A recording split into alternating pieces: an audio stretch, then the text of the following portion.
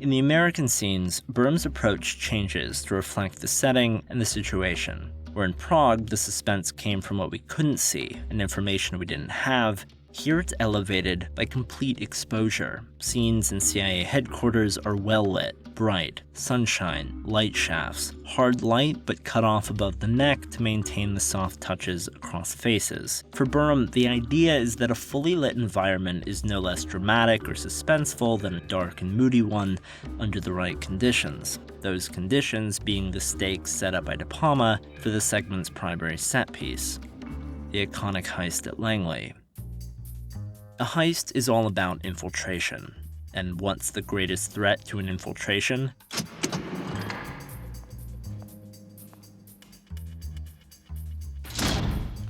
Being spotted. First of all, the scene's set was designed by Star Wars set designer Norman Reynolds, hence that dimensional futuristic style. It's evenly lit and overexposed to maintain that clinical white and to burn out any color, leaving no shadows left to hide behind. Cruise wears black to create contrast, caught in the CIA's web of deceit and deception. We can see everything, and everything has the potential of seeing Hunt. Where the American scenes are bright and clinical, and the old Europe scenes are soft and atmospheric, the quote-unquote New Europe segment falls somewhere in the middle. We begin in an old but unrestored London apartment, kicking off with these nice subtle camera moves revealing the working area of the space and the characters' placements within it, with a double pan back and forth here, and a later pullback here. This is actually one of my favorite scenes in the movie, the way De Palma builds up the tension between Hunt and Krieger, That good?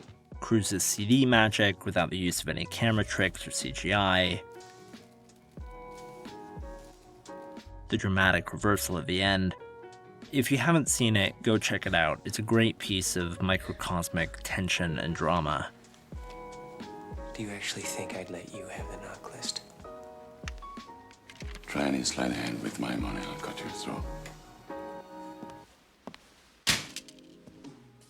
As we progress to the train station, the New Europe scenes become cleaner and more modern, and going onto the TCV train for the film's climax, the film adopts what Burnham refers to as a Bauhaus style without the Bauhaus colors. Light is less harsh than in parts of the American section, but brighter than most of the old Europe scenes.